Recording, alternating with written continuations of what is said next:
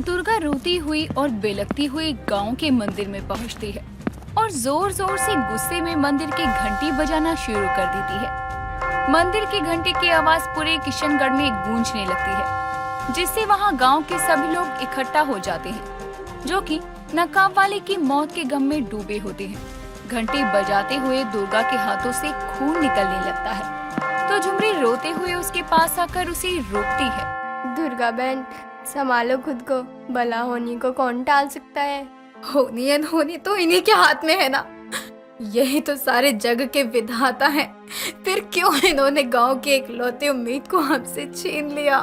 भगवान भी बहुत कठोर है, जो हमें ये दिन दिखाया कि हमसे नकाब वाली बिटिया को ही छीन लिया और हम उसे बचा भी ना सके। दुर्गा बहन, अब विधि के विधान को तो कौन बदल सकता है। हमें सच को स्वीकार तो करना ही पड़ेगा ना। नहीं, नहीं स्वीकार करती मैं नहीं मानती इस निर्दयी भगवान के इस विधान को। इन्हें मेरी बेटी को वापस लौटाना ही होगा, लौटाना ही होगा। दुर्गा बहन, हम सब तुम्हारा दुख समझ रहे हैं। तुम क्या, हम सभी नकाब वाली को अपनी बिटिया मानते थे। उसकी मौत हो जाने से जो सूनापन महसूस होता है ना, उसे कोई नहीं मिटा सकता। भाग्य बहन, सही कहत है। शायद हम सबके नसीब में नकाब वाली बिटिया का साथ यहीं तक था। आज इस माँ का भगवान से विश्वास उठ गया। तूने किस बात की सजा दी है मुझे। मैं वो मंजर नहीं भूल पा रही जब मैंने अपनी आंखों के सामने उसे मरते हुए देखा।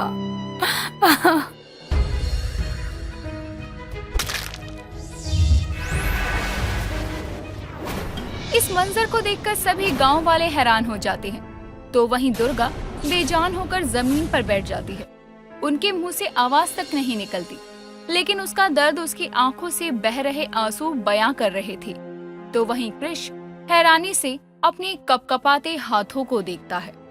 ये मैंने क्या किया? ऐसा नहीं हो सकता। नकाब वाले, नकाब वाली, उठो उठो। तुम तो बहुत शक्तिशाली थी ना, तो तुम कैसे मर सकती हो? तुमने मेरी बात का भी जवाब नहीं दिया। नकाब वाली, फॉर गॉड सेक प्लीज उठ जाओ नकाब वाली। ये सब क्या हो गया? इस बहरूपिये के साथ हमारी नकाब वाली बिटिया भी हमें छोड़कर चली गई। सभी गांव वालों की आंखों में आंसू आ जाते हैं। तभी दुर्गा अचानक से खड़ी हो जाती है। नहीं, ये सच नहीं है। वो कहीं नहीं गई। मैं उसे ऐसे नहीं जाने दूंगी, नहीं जाने दूंगी मैं उसको ऐसे।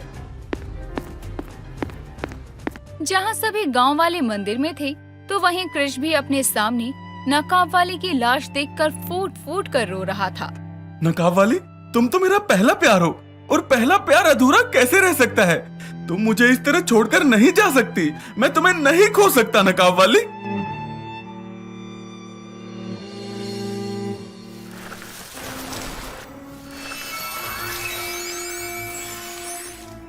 काली की लाश को हवा में देखकर कृष के चेहरे पर हैरानी के साथ ये क्या हो रहा है नकाब वाली?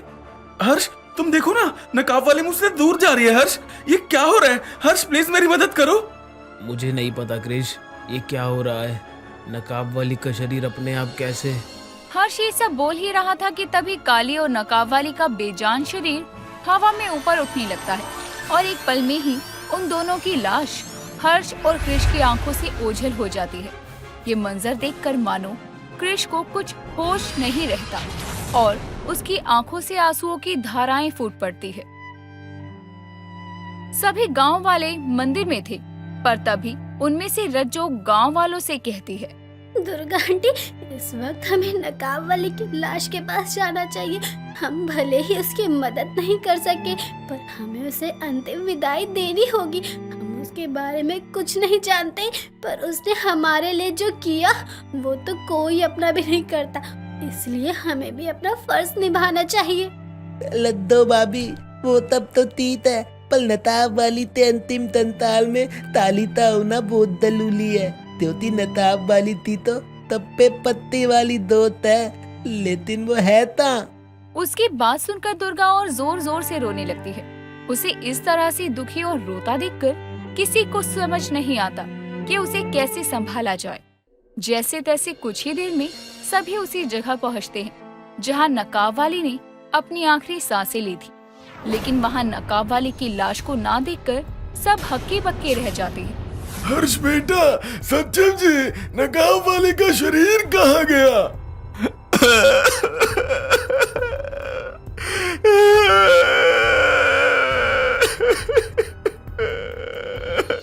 सचिव जी, खुद को संभालिए। क्रिश को ऐसे ही रोता देखकर सभी गांव वालों की आंखें नम हो जाती है। जिसके बाद हर्ष सभी गांव वालों को बताता है कि किस तरह नकाब वाली और काली की लाश गायब हो गई। ये सुनते ही दुर्गा सदमे से जमीन पर गिर जाती है और जोर जोर से रोने लगती है। मेरी बेटी। गांव वाले जंगल से लौट आए थे, लेकिन कोई भी इस हादसे से उभर नहीं पाया था। दुर्गा अभी भी भाग्या के घर बेहोश पड़ी थी, तो नील नितिन घर के बाहर उदास बैठे थे। माँ कहाँ है? आवाज कानों में पड़ते ही नील नितिन सामने देखते हैं और उनके चेहरे पर मुस्कान आ जाती है। ताली,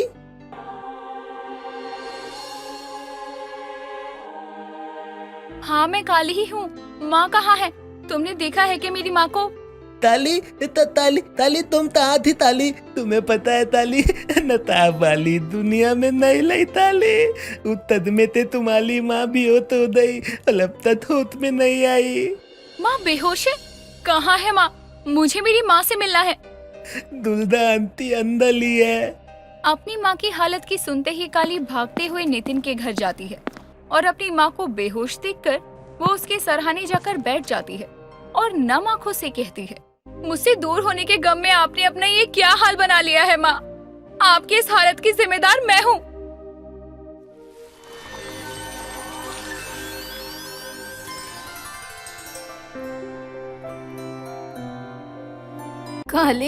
काली मेरी बच्ची तो जिंदा है। तू ठीक तो है ना? तुझे कुछ हुआ तो नहीं ना काली मेरी बच्ची? हाँ माँ, मैं ठीक हूँ। आपकी काली जिंदा है, सही सलामत है आपके सामने। तभी नील नितिन मुकेश वहाँ भाग्या के साथ आते हैं, पर भाग्या दुर्गा को होश में देखकर खुश हो जाती है। भगवान का लाख लाख शुक्र है दुर्गा बहन, जो तुमको होश आ गया। और तू करिया, कौन दुनिया में भटकने गई थी? अरे यहाँ कितना बड़ा हादसा हो गया, तो को खबर भी है? मेरी काली लौट आई भाग्या बहन, मेरी काली लौट आई। होश तो आ गया करिया तोहरी माँ को, लेकिन लगता है अभी ये नकाब वाली की मौत के सदमे से बाहर नहीं आई है। तोरी दोस्त नहीं रही करिया, हाय दैया। भाग्या की बात सुनकर काली कोई जवाब नहीं देती और उठकर उसे गले लगा लेती है। जहाँ सभी गांव वाले नकाब वाले के इस सदमे से अब तक बाहर नहीं आए थे और नकाब वाले की बहादुरी के किस्से के बारे में बातें कर रहे थे, तो वहीं काली पहाड़ी पर एक आदमी अपने लड़खड़ाते कदमों से चल रहा था। तभी उसका पैर फिसलता है और वो नीचे गिरने लगता है। कुछ देर बाद वो आदमी गांव में पहुंच जाता है। उसके कपड़े फटे थे, शरीर पर जगह जगह चोट थी। प्यासा होने के कारण उसके होंठ भी सूखे हुए थे। आखिरकार मैं यहाँ आ ही गया। मुझे इन गांव वालों को उस लड़की के बारे में बताना होगा, वरना बच्चों की तरह ये पूरा गांव भी खतरे में पड़ सकता है।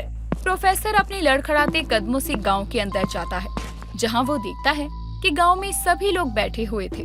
पानी कोई पानी पिला दो।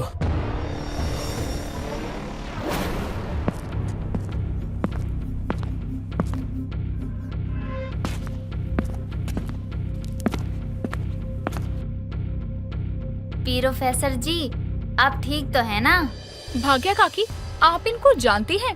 हाँ, काहे कि 2 दिन पहले ई गांव में हमको दिखे थे और काली पहाड़ी का रास्ता पूछ रहे, जिसके बाद हम इनको सब कुछ बता दिए। पर सर जी, आपके साथ तो 4 गो और बच्चा भी था ना, वो सब कहाँ गए? और आपका ऐसा हालत कैसे हुआ? वो काली पहाड़ी कोई मामूली पहाड़ी नहीं, बल्कि प्रोफेसर के चेहरे पर डर साफ नजर आ रहा था।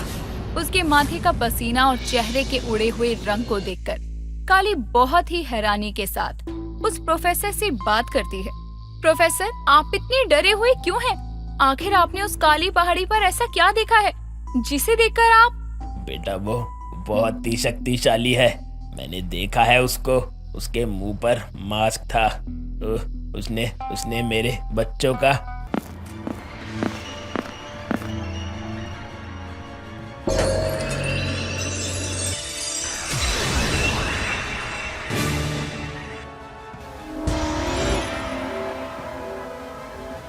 ये सब जानकर काली हैरान रह जाती है और प्रोफेसर आगे कुछ बोल पाता उससे पहले ही काली के पीछे से एक खंजर आता है और वो खंजर प्रोफेसर के सीने में उतर जाता है। काली अपने गालों पर ध्यान ना देते हुए प्रोफेसर के पास जाती है और उसका सर अपने पैरों पर रख लेती है। प्रोफेसर जी हिम्मत रखिए, अपनी आंखें खोलिए।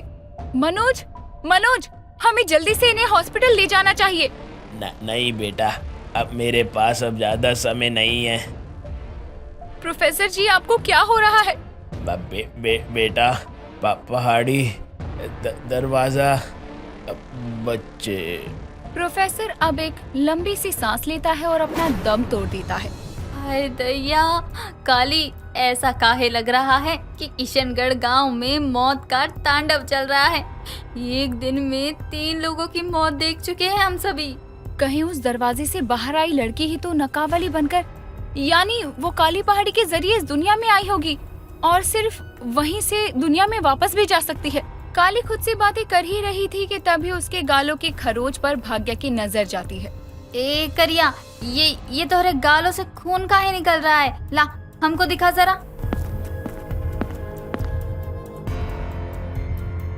भाग्य काकी, मैं ठीक हूँ। मेरा ये घाव तो बहुत ही कम है, पर हमें पता इस बात का लगाना है कि आखिर प्रोफेसर के ऊपर हमला किया किसने।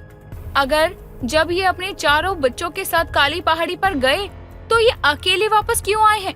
बात तो तू बिल्कुल सही कह रही है काली। पर काली बिटिया, अभी ये सब सोचने का समय नहीं है। अभी हमें प्रोफेसर साहब के अंतिम संस्कार का सोचना चाहिए। वैसे सरपंच जी भी बिल्कुल सही कह रहे हैं काली दीदी। देखना ना भूलिए काली द वुमेन वॉरियर सीजन 2 के चटपटे और मजेदार एपिसोड सिर्फ और सिर्फ हमारे चैनल पर। और साथ ही साथ हमारे चैनल को लाइक, शेयर और सब्सक्राइब करना बिल्कुल ना भूलें।